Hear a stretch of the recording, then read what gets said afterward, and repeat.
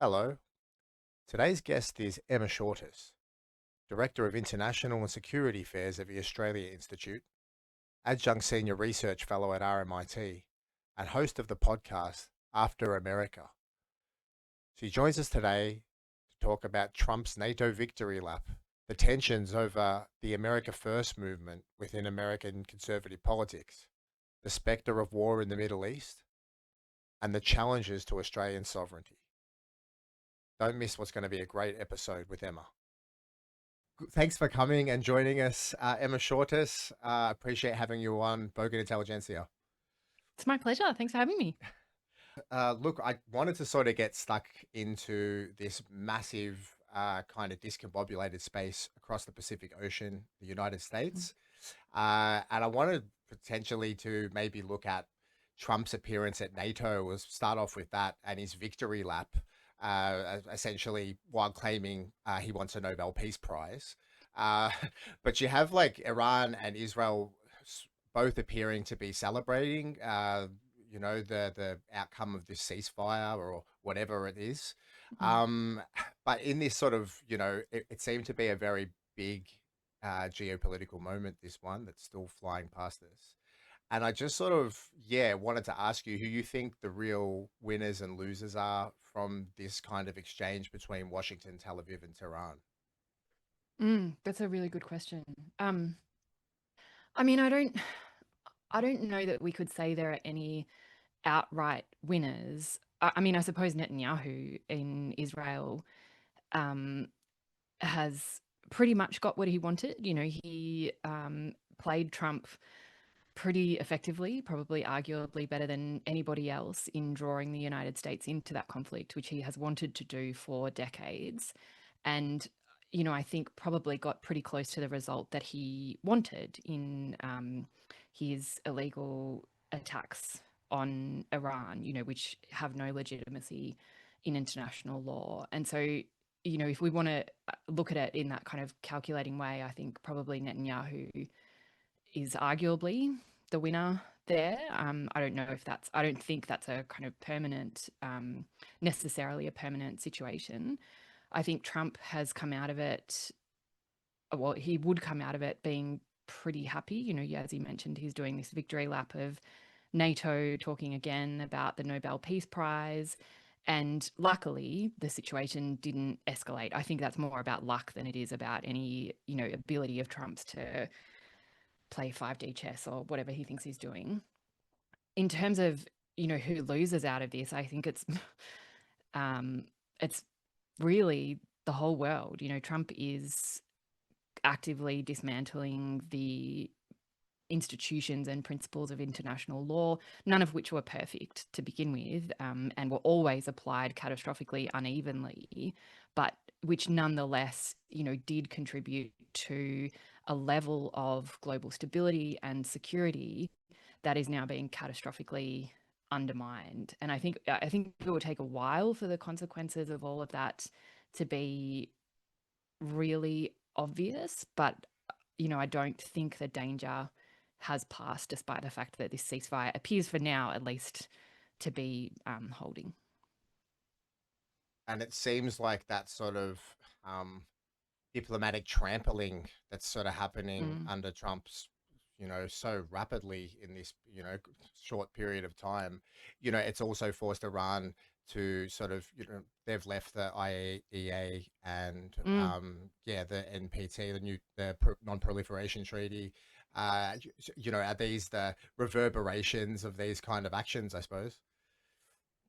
Yeah, I absolutely think so. I think this is catastrophic for nuclear non-proliferation. Especially when you add that to Trump a couple of weeks ago requesting, I think it was, I'd have to double check, but I think it was like 11 billion more dollars for the agency in the States that oversees nuclear weapons development. When you add that all together, the dangers of nuclear proliferation are pretty significant.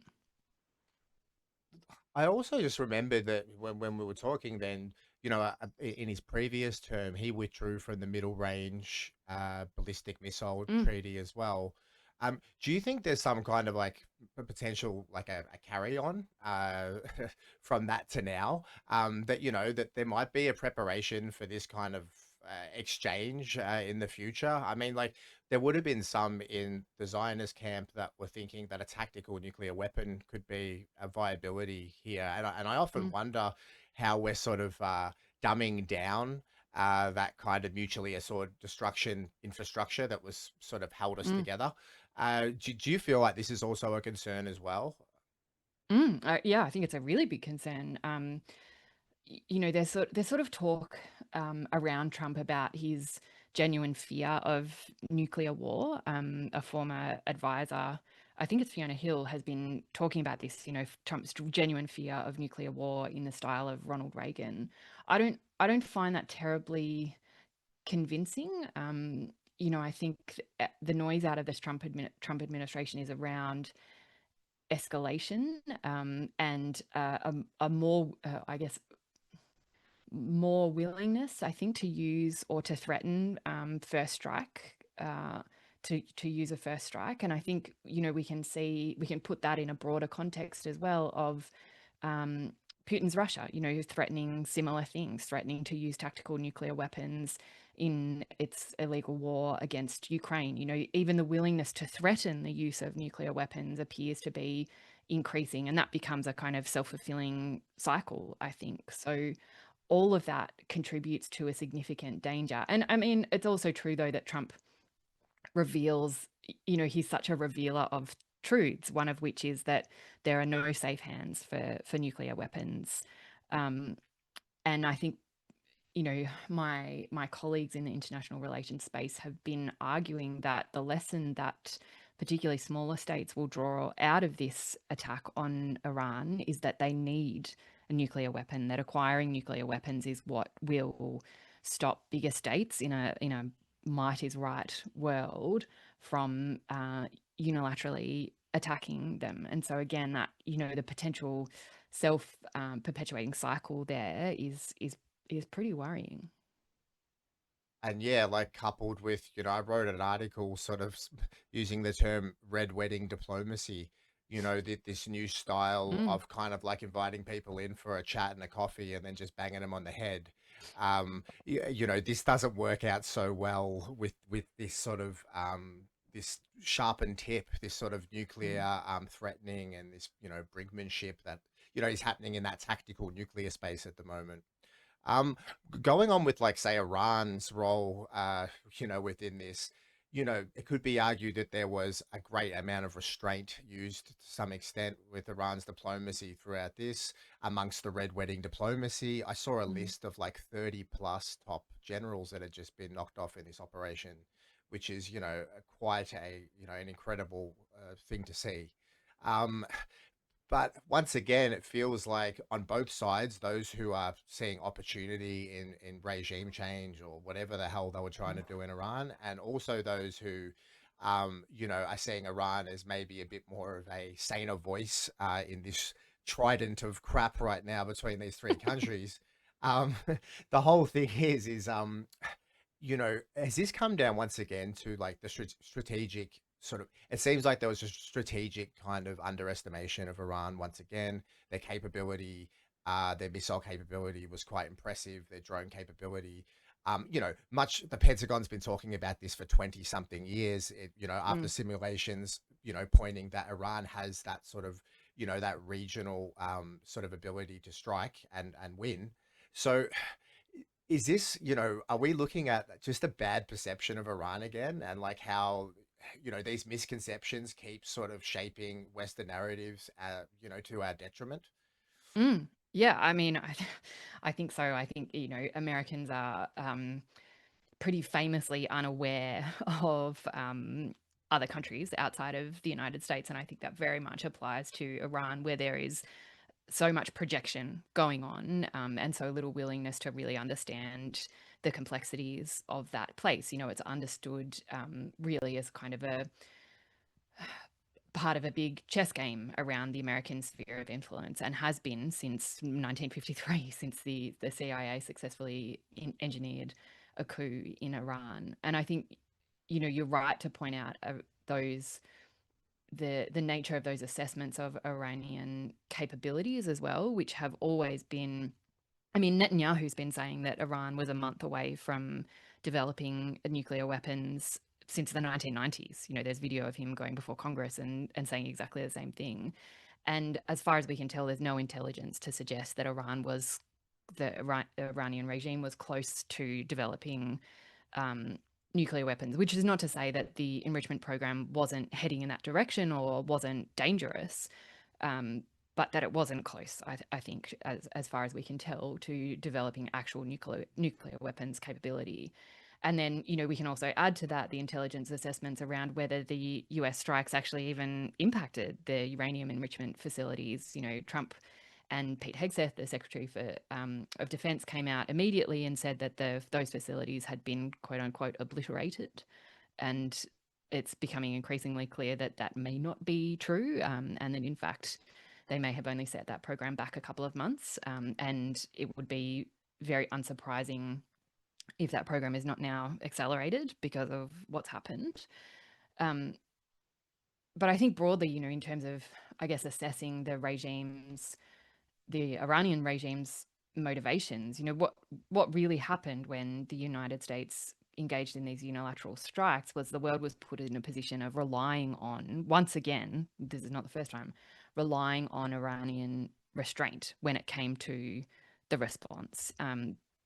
And that was a big gamble to make, given what we know about the authoritarian nature of that regime and how dangerous it is to corner regimes like that, who are isolated and have so few allies and are preoccupied with maintaining control and power at home domestically.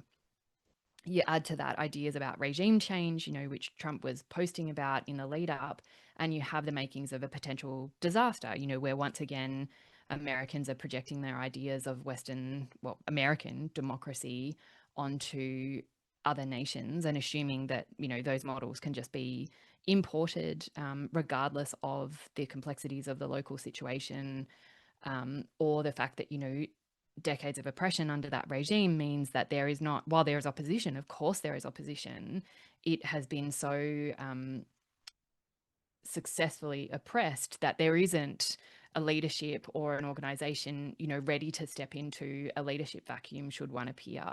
And so you could see quite clearly the, history almost about to repeat itself in the Middle East if the United States had continued to escalate that situation. And, I guess nothing, to circle back to your original question, nothing really highlights how little so many Americans in positions of leadership know about Iran than that interview that Tucker Carlson did with Ted Cruz, where Cruz knew almost nothing about Iran and didn't particularly care that he didn't know almost anything about Iran.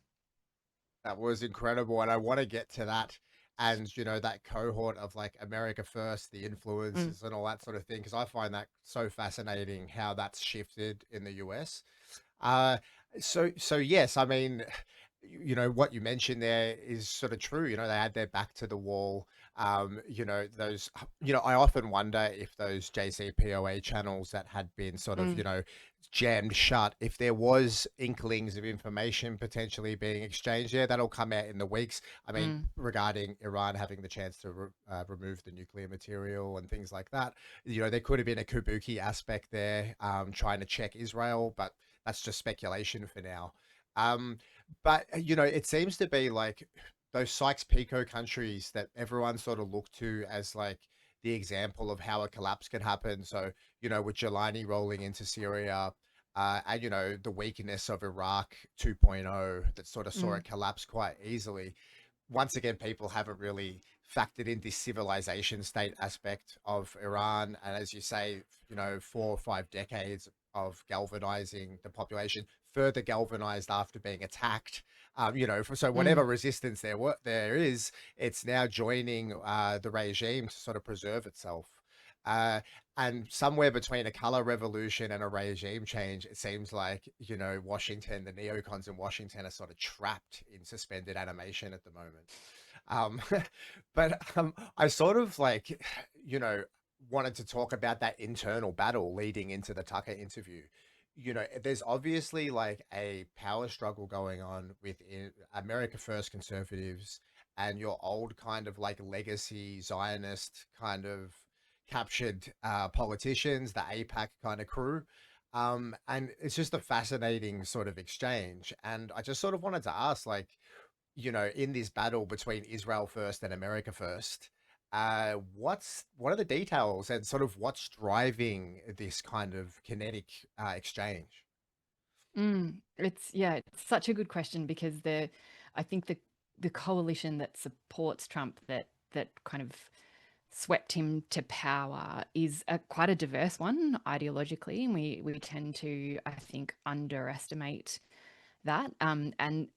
And that applies to the relationship between that coalition and Israel as a nation and Israel as an idea as well. I think the way I would illustrate it, because there seems to be, I think, on the surface, a contradiction between the kind of anti-war America First part of that coalition and the pro-Israel part of that coalition. But that's not necessarily true, ideologically speaking. And the way that I would illustrate that is to focus on Vice President J.D. Vance, who, very much styles himself as the anti-forever war guy, that the United States had wasted eye-watering amounts of treasure and blood in Iraq and Afghanistan that were, mistakes, and that the United States should withdraw from that region in particular. He has this line about, I think it's, this is not our fight.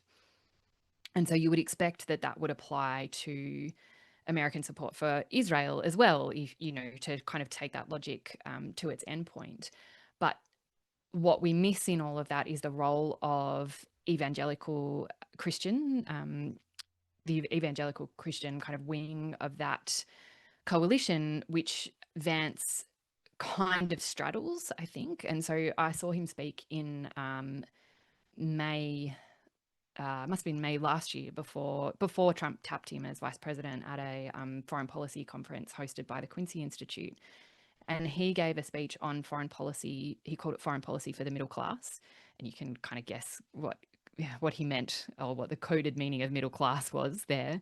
But he spoke about Israel in particular, and the way that white Christians, he said middle class America, but he meant white Christians, broadly speaking, support Israel and continue to support Israel for religious ideological reasons. The way he put it, and I'm paraphrasing, was that essentially our savior was born and died and rose in Israel in the Holy Land, and that support is driven by that deep and ingrained political ideology. And so that's where those two things, I suppose, collide: the anti-war and the religious aspect of Trumpism.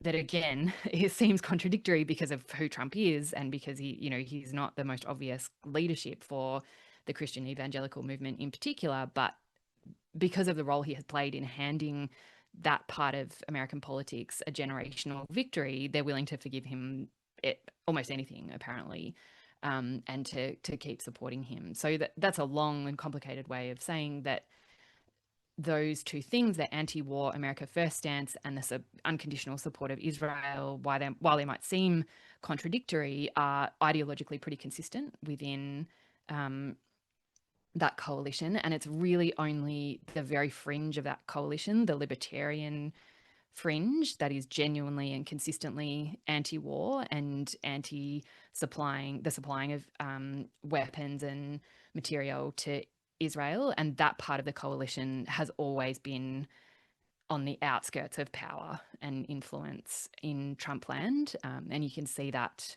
in the way that Tulsi Gabbard has been completely sidelined. She, I think, represents that part of the coalition, the Director of National Intelligence. And, she's done a full backflip on Iran and And American then involvement there. So a backflip again as well after that, right? Like, yeah, so double yeah, backflip. totally. Yeah, yeah, very agile. And then you got guys like Matt Gaetz as well, who I found to be a bit of an interesting character, withdrawing from his seat and then, Mm. essentially running and failing for the defense job at Pam Bondi. Sorry, for the Attorney General to Yep. Pam Bondi, but it seems like potentially this fringe is now sort of moving into the center, and the conversations are being had in the main by people like Tucker Carlson, for example, who had essentially quite an iconic interview with Ted Cruz, where it was the delineation of this new sort of founded, America First that's being kind of spearheaded by Tucker, Candace Owens, and Nick Fuentes, and a couple of these Mm. sort of characters. Um, do you, it looks like a pitched battle right now out there. When you're seeing, some of these like, incendiary shows with some of these people on them and the exchanges. But say with that Tucker interview with Cruz, what do you think caused the most sort of buzz and overload about that particular interview, and what does it reveal between the tensions between the established right and this Mm. this MAGA base that's maybe becoming like Yeah. awakened. I'm even seeing Christians, for example, challenging the Schofield Bible sort of preachers in their church Mm. and stuff like that. So yeah, sorry. No, no, not at all. I think it's a great question, and it's the kind of power struggle that comes with having access to power, I think, and wanting more of it. I think it was interesting, the Tucker Cruz or the Tucker Carlson Ted Cruz interview. The thing that got the most attention was Tucker, effectively wrecking Cruz, because Cruz had clearly had no knowledge of Iran.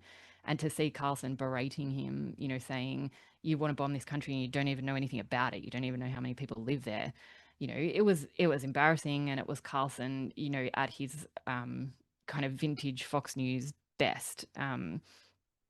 And so that was what got the most attention. But what was kind of lost in that, I think, was that Cruz and Carlson were also kind of fighting about who loved President Trump the most, who was the most supportive of him and his agenda. So, there are these ideological fights going on, sort of bubbling underneath the surface. But the consistency there is always Trump, and always unconditional support for Trump, no matter what he does. And I think one of the really interesting questions is whether any of this is reaching Trump himself at all. It's clearly influencing the movement behind him, who are having their ego clashes and their struggles. And some of that is playing out in what they're doing below the level of the presidency, in the bureaucracy and in their various departments. But I saw some really interesting coverage that was saying, part of the reason that Trump took the United States into this fight was because he was watching Fox News, as he always does, and just seeing like wall to wall coverage of praise for Israel's attacks on Iran. And, Watching Mark he wanted, Levin, yeah, all yeah, day, yeah, yeah, he wanted in on it. yeah.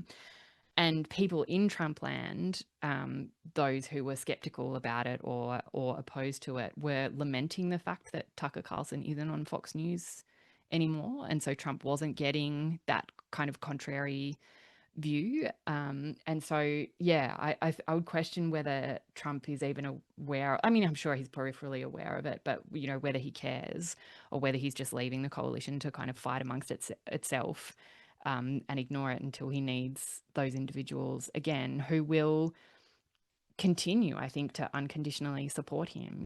We saw that with, there was some pretty extraordinary framing on social media of all of the big figures in Trump world, Hegseth, JD Vance, saying this isn't about regime change. We're not pursuing regime change in Iran. And then, like an hour later, Trump posting about, oh no, it's not politically correct to say it, but we're going to say the words regime change. And then they all flip. Of course, they all lie down for him. They do it every time. So the ideological fights are really important to understand, and they do matter to what the administration does, but that, like, I don't think there's a fracturing going on. I think that movement is very aware of the power that it's got in having the presidency, the Congress, and the Supreme Court, and they won't let those fights get in the way of holding on to that power. So you don't feel that potentially even, when Trump was on the lawn the other day, dropped the first president to drop an F-bomb, there he was incensed, Yeah, he was he really angry. and this is the first time I've seen an American president talk so openly about Israel in this way. It's Mm, obviously like, Netanyahu was pushing him to the brink here. He was very embarrassed by, what's yeah. going on. You don't feel that potentially that little stanza there might have been influenced by the perceived kickback from the mug? There was like a bit of a hornet's nest moment going on there. Do you think potentially he had to throw some red meat to that MAGA base to say, hey, Mm. we're going to deport the Mexicans, guys, don't worry. But, like it seems like he had to kind of do something there. But do you feel that that might have been, that the Nick Fuenteses and the Candace Owens might have had an outcome potentially on that? I hadn't thought about it that way, Joel, but I think that's absolutely possible. Because it was such a strong reaction. The way I had thought about it was that it was an issue of ego. Like he was shitty because Netanyahu and potentially the Iranians had made him look stupid because he'd said just in the hours leading up to it that this ceasefire would hold forever and Israel and Iran would never shoot at each other ever again. And then lo and behold, they were. So I had kind of framed it as a personal issue, but I think that's a really interesting question, whether he was throwing something to the base. And I think that is entirely possible. And a reassurance perhaps as well to that base of that, I alone can fix it um, framing that he has about himself, that he's the only one that can do it. He's the only one that's strong enough to get everybody into line. Yeah, so it would be really interesting to see if that does, yeah, if that was part of the motivation.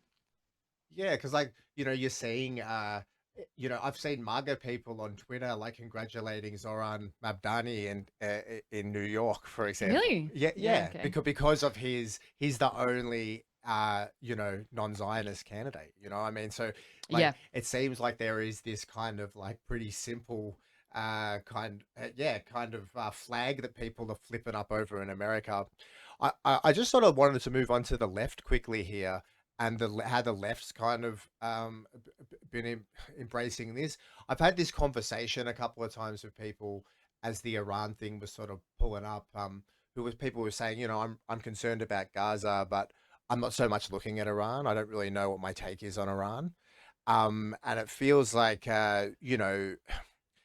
we go back to those decades of kind of Iran narratives that have come through and things like that. Mm, But just like on the ground, it sort of felt like there was a little bit of an acquiescence to be able to, or like a conflict, to be able to make a comment on the fate of Iran, or what was being sort of thrown in front of it, which was essentially an Iraqi style regime change or a color revolution. Um, do you feel like the left is so like somewhat frozen a little bit around, we're seeing so much dynamic conversation happening around this kind of libertarian right movement around this, and mm. it feels like the left's really missing out, like to have really good conversations about this kind of stuff, and the nature of Zionist control and power in Australia, in on the left in America and the West. What could be holding that conversation? You think? Yeah, it's such a good question. I mean, I think it depends on what we mean by the left, because, in the American context, the left is very different, and parts of what would be described in the States as the left, we wouldn't really understand as on the left at all. So I'm thinking of, like the leadership of the Democratic Party in people like Senator Chuck Schumer, for example, who, you know, and much of that leadership is not necessarily opposed to American involvement in Iran. There is a hawkish wing of the Democratic Party that's really quite conservative when it comes to that kind of analysis, and is also influenced, of course, by decades of American thinking on Iran and the regime there. So I think some of that reluctance was driven by like a genuine concern about the nature of the regime in Iran, which is repressive and authoritarian. There are no good guys in this situation, I think, which makes it very difficult for people to talk about. But I think, much of the opposition is being driven by the genuine left, progressive left of the Democratic Party, in people like Senator Bernie Sanders or Representative Alexandria Ocasio-Cortez, who are talking about the basic principles of the rule of law in the United States, and that it was an impeachable offense by the president to unilaterally take the United States into strikes against Iran. So, I think there is that groundswell of opposition from the progressive left of the Democratic Party, but we still have that classic situation where the base of the party is completely out of sync with the leadership, and that makes conversations about it very, very difficult. And I think we also can't underestimate the culture of fear in the United States around speaking out on these issues, particularly on Palestine, where international students have been quite literally disappeared because of what they're saying about their opposition to American support for genocide in Gaza in particular. So that culture of fear, I think, is influencing the conversation as well. So I think it's a number of factors, but that the victory in New York, I think the groundswell of support for AOC and Bernie Sanders suggests that there is a huge appetite for quite a different conversation on the left in the United States, and a huge appetite for a different kind of leadership on the left. Whether the Democratic Party is willing or able to respond to that remains an open question, though.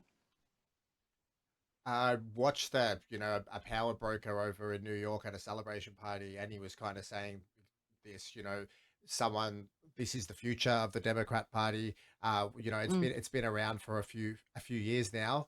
And if you're going to keep packing them in the shelf, he said something akin to, you got to get your best basketball players out there. You got to get your best people out there. They've got to get court time and all that sort of stuff. And he was, really sinking into it. And he was, paying out on the Richie Torreses and things like that in New York, as opposed to, what the future holds. So Mabdani is talking a bit of a America first kind of thing as well, in a bit of a language on the left. So I do want to ask this because I feel like I have a little bit of a, due to these foreign wars and Australia and sort of the political class in Australia, I think currently holds a more favorable view of Israel than Donald Trump does as of a couple of days ago. What Richard Marles is saying about Israel's right to defend itself is no longer being echoed in the White House as much, with Donald Trump saying, hey, these guys are dickheads. That left and that kind of, looking to put national ideas first. Albanese's spoken about it briefly after the election. He sort of hearkened to progressive patriotism, which I think is the worst two words you could put together to try and express that. Patriotism in Australia, I just think it makes people really uncomfortable. I think that patriotism in particular, it's a really just the word too. It's such a Northern Hemisphere thing, and I think there's something we just got to do a little bit of legwork here to come up with our own ideas a little bit more. um, so I do want to talk about that, like the Americanization in Australian culture. There seems to filter down, like verbatim memos from Washington seem to be read out by our senior political leaders. Our press now is essentially, like a vortex for narratives spun overseas. You mentioned, Murdoch's effect on Trump. Like Murdoch is essentially, being Netanyahu's number, 2 donor. The effect he's having on the discourse in this country. But we are very influenced by Americanization. Even through cultural exports. Like Netflix and things like that. And, this has been shaping our country since the post-war period. But, how do you feel like it's, in lieu of a political class actually being able to dream in a sovereign language for so long, how do you feel like this thing's really starting to sort of like permeate? And what are the implications for our political landscape in the short to midterm going forward? Well, I hope things are changing and changing quite rapidly, because I think you're right that so much of what the Australian government does is in support of the United States, regardless of who's in the White House or what they're doing, why they're doing it, or what they're saying. That's been obvious in the Australian government's response to Trump's strikes against Iran, which were framed around, the need for Iran to return to the negotiating table and an apparent inability to just state the most basic of things, which is that strikes like that with no evidence of an imminent attack are, have no legitimacy, have no basis in international law. For the Australian government to apparently be unable to say that is of that most basic of things is really quite extraordinary.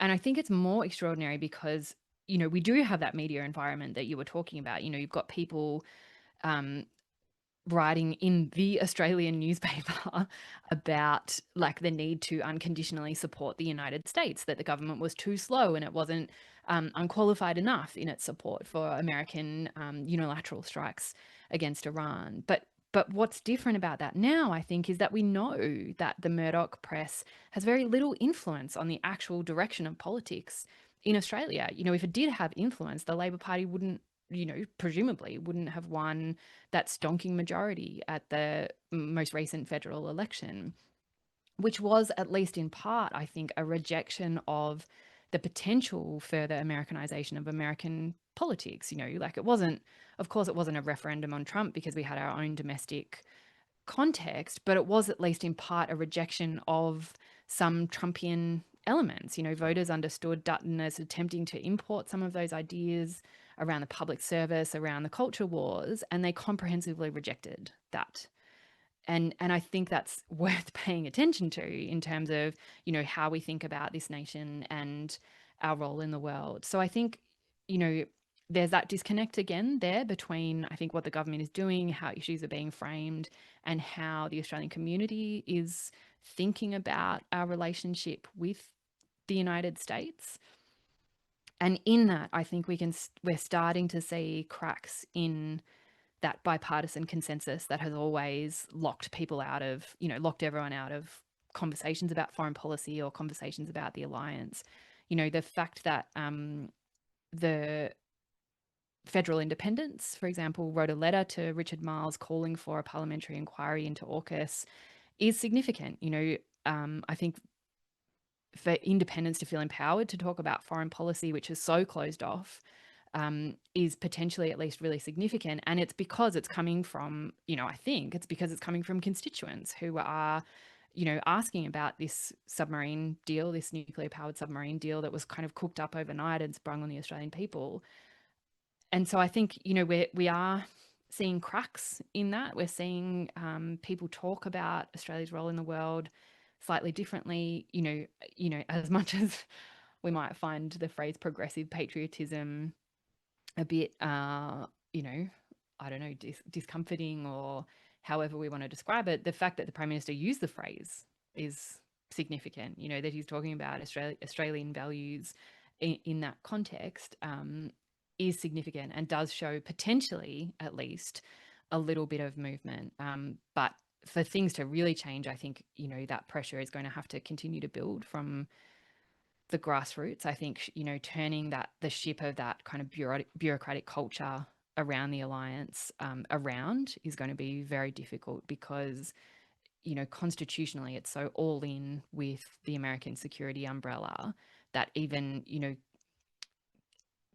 getting thinking to change, getting culture to change is really very, very difficult when the assumptions are so deeply ingrained.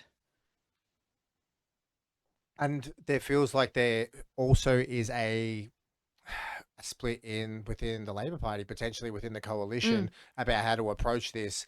Albanese's absence from the NATO conference, Miles in his stead.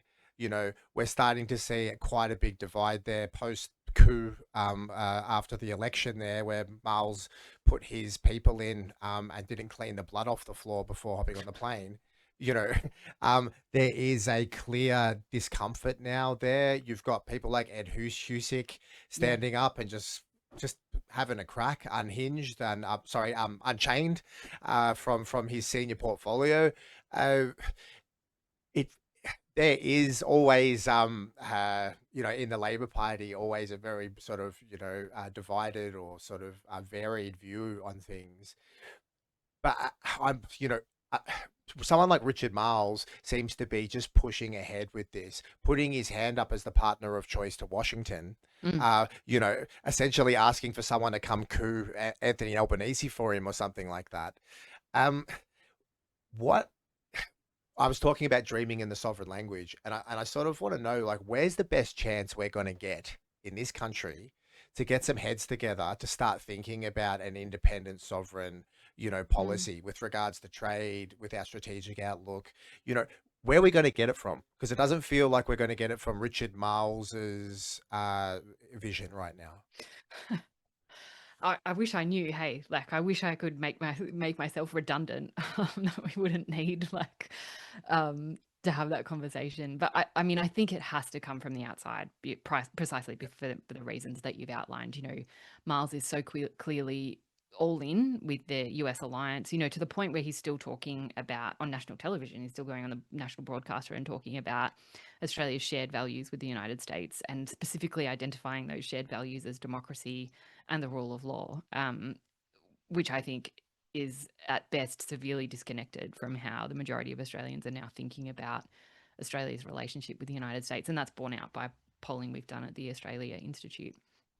I think you're right that there is contestation within the party. We know that from the last national conference. We know that from what's happening, or what we know about what's happening at the branch level, where particularly on the left of the Labor Party, there is deep discomfort with the AUKUS submarine deal in particular. And that might be quieter at the moment, but I think that discomfort will continue to grow, and may appear again at the national conference, which is next year, I think. And I think it's worth saying as well that contestation within the party is not a bad thing. There's a lot of fear around that kind of those kinds of ideological arguments, but often that contestation is really good for the party, and really good for Australian democracy as well. My dear friend and colleague, Dr. Liam Byrne, has actually written a book about this, about the foundations of the Labor Party and how it was formed out of that kind of ideological contestation, and how good that is for the party and democracy. So, this idea that kind of disunity is death, I think sometimes overshadows or precludes those conversations from happening. But I think they will happen. I think they will come from the grassroots. And I think they may also come from the fact that the coalition is now effectively irrelevant. As much as it's not reconciled to that fact, and the Australian media certainly isn't reconciled to that fact, the coalition has no influence, zero influence now, or it doesn't have to have any influence on what the Labor Party does and what the Labor government does. Labor does not have to ask the coalition for permission to do things in the way it has in the past. So why does Andrew Hastie get up and make a press conference, and then the next day Penny, you know what I mean? It's like you Yeah. got the Chifley majority, you got this guy, this wannabe here, and you're dropping this, Yeah, you can just ignore him. Don't exactly. just ignore him. He doesn't do. You don't need to pay any attention to what he says. And that, I hope that will filter through, and it may take a while, Yeah. because all of our frameworks are built around this, two-party system. But Pavlov's dogs, huh? They're all just like, I think so. But I think that will change. My colleague, Dr. Richard Dennis at the Australia Institute, would say that, there's no such thing as a safe seat anymore. This election even made that clear, and I think it will become clearer as time goes on. And issues like AUKUS will matter, especially in those Labor seats that are really close. Like I'm thinking about seats like Melbourne, which was won back from the Greens, but on a very slim majority. What are the constituents in that seat? Think about AUKUS and Australia's role in the world. I think these issues aren't going away. And there are all kinds of indications that the conversation is opening up around the alliance, and that really, that's the opportunity that Trump gives us. Trump is so awful. What he's doing is so dangerous and so obviously cruel that we have this opportunity, I think, to really look clearly at our relationship and what genuinely makes us safer, to really genuinely think about our security in an expansive and generous way, in like quite significant contrast to the way Andrew Hastie is talking about security. So yeah, that's a long way of saying I'm not without hope that things are changing. Oh, yes. Well, I come from the seat of Wills, and Mm, there was a bit of hope for change there. It got close, but not close enough. And I do feel, yes, like the repudiation of Dutton was the big issue here with the yeah, election, and a lot of that came from the Trumpism, as you said, and the absolute Zionism would have had an impact as well. I mean, he was making some statements that were probably the most like supportive in the OECD towards Netanyahu, mm, which were uncalled for. Um, yeah, and in a seat like Will's, people notice. Yeah, Totally, but I think Labor got a little bit of that vote in Wills yeah, just based on that coalition kind of like implosion. yeah, So yeah, I hope they respect those, that massive number of seats and kind of, do something about it because yeah, you're right. I mean, there's a hunger there in the electorate and the lesser of two evils, duopoly vote is, getting a little bit stale, for many. mm, And yeah, where people are starting to paint ideas and different sort of options out there. I wanted to like explore something a bit weird and it's not exactly as like objective, I suppose, but through the bushfire, the pandemic, uh, the Ukraine war, we've got a continental war in Europe. We're ratcheting up, against China. There's this huge, hopeless genocide. 370,000 in the Harvard study yeah, identified, half of them children. Um, and we're talking about anti-Semitism here in Australia. We're talking about, Chris Minns is trying to defend his like caravan hoax scenario and all this sort of thing. It feels like we're very disconnected from our decision makers and our leaders across all these issues. And I want to speak to this concept. Emile Durkheim, who was a sociologist, you probably know, French sociologist, and he wrote a study called Les Suicide, which was about suicide rates in industrialized France. And mm, the more industrialized and sort of like filthy and sort of crazy, this was in the Industrial Revolution. The suicide rates were higher. And Chris Hedges talks about this anomie concept quite a bit with regards to the pathological state of despair. That's what anomie it means. It's a sort of a like the gin craze in the UK, for example, was like an example of this anomie just pervading their mm-hmm, society, like throwing babies in the Thames and stuff. And, in America, we're seeing this breakdown of their society in the US, like across the Midwest with these like fentanyl problems and just, massive like third world developing issues happening. Um, and this is sort of beginning to pervade the psyche of Australians somewhat. I like the hopelessness in government, in media, in public institutions. Uh, do you think that this might be influencing our decision making around, war, foreign policy, mm. trade, and even like our domestic outlook? Just this kind of like apathy and this like, yeah, anomie. I'm sorry to throw that term on you.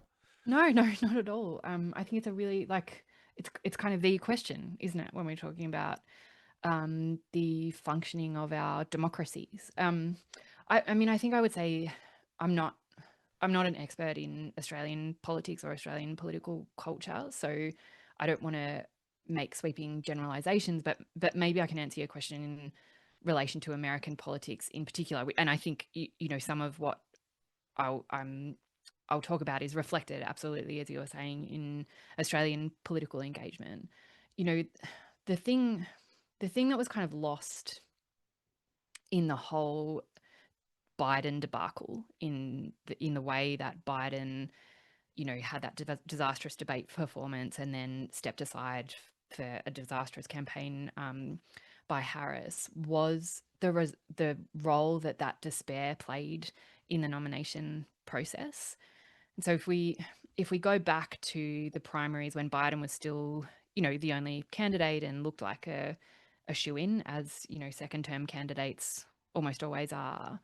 In those primaries in Michigan, in particular, 100,000 Democratic voters in the primary put themselves down as uncommitted rather than voting for Biden to be the Democratic candidate. Michigan is a critical swing state, in the Rust Belt, has been for a long time. 100,000 Democratic voters committed enough to go and vote in the primaries, which of course is not compulsory. Voting is not compulsory in American elections. But, 100,000 people were so incensed by the Biden administration's support for Israel and what it was doing in Gaza that they went out and told Biden directly in that way. They could not have sent a clearer message about what they were asking Biden for. And the depth of Biden's betrayal, I think we just cannot underestimate, because Biden sort of styled himself as love in the answer to everything that you just outlined, Joel, to people's despair, to their insecurity, to their apathy, to their disengagement, all driven, all of which is an entirely reasonable response to lived experience. Biden styled himself as the grandfather everybody wanted, like who would offer unconditional love and support, who saw the pain of Americans and reflected it back to them in a compassionate way.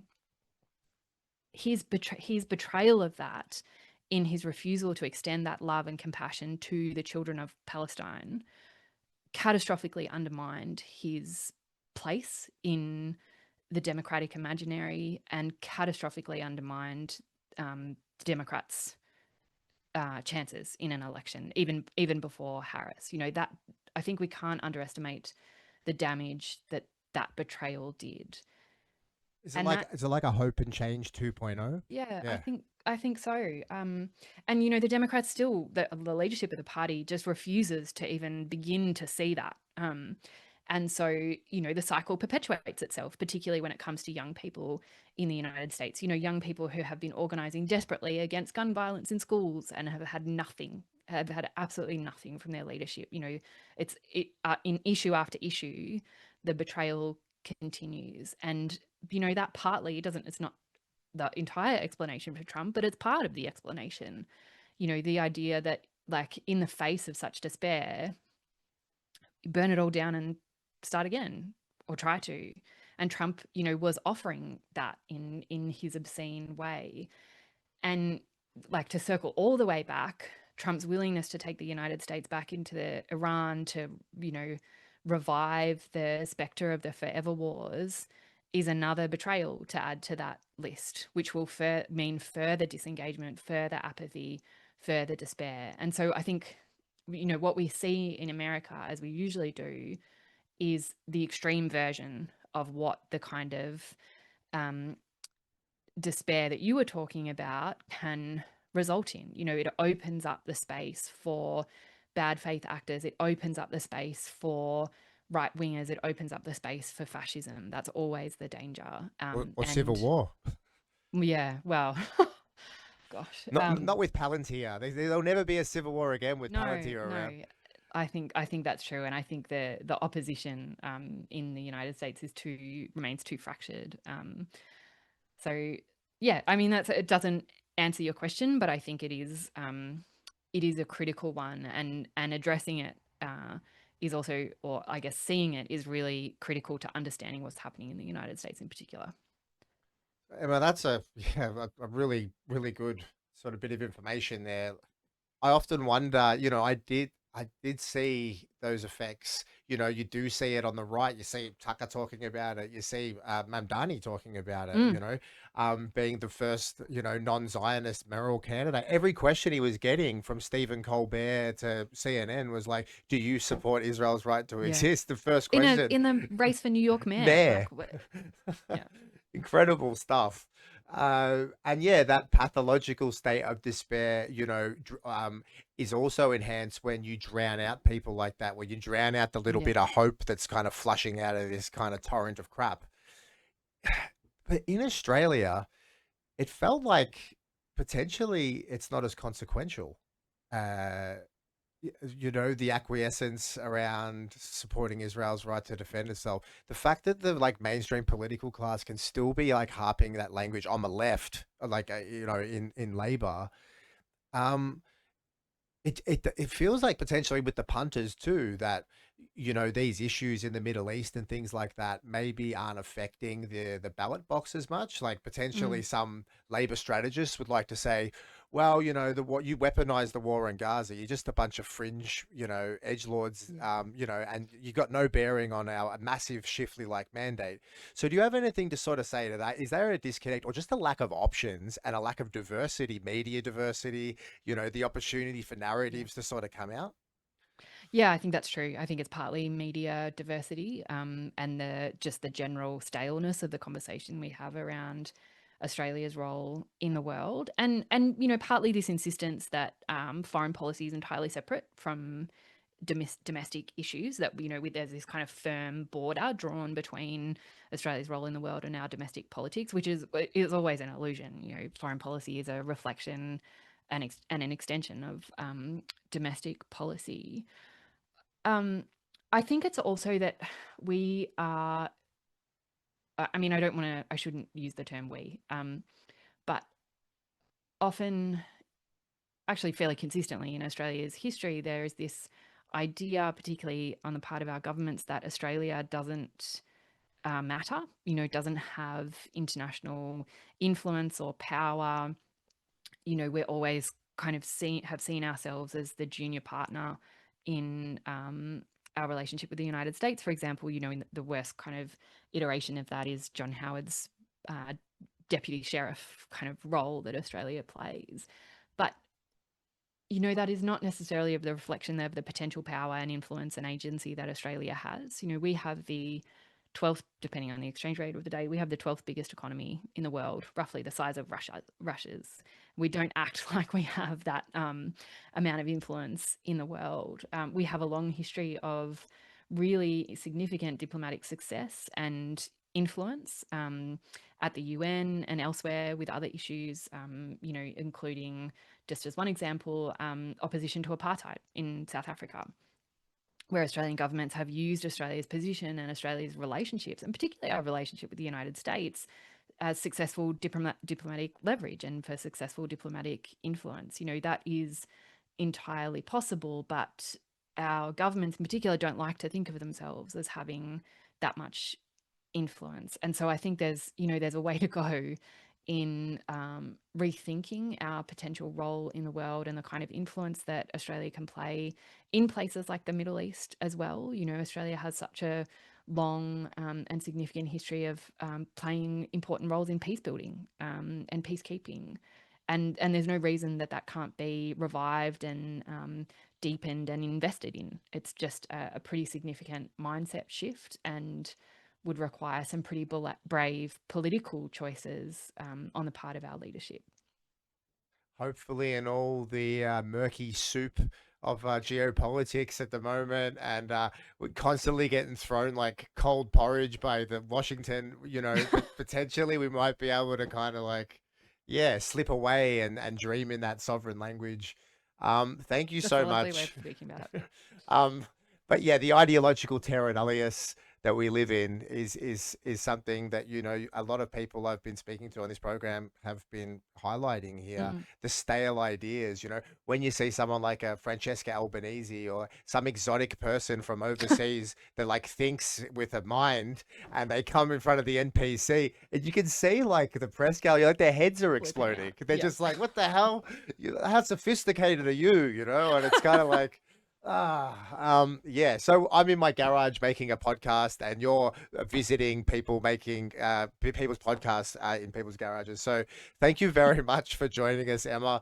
And I'd love to be able to potentially have you on in the future just to talk about a few things America from the time to time.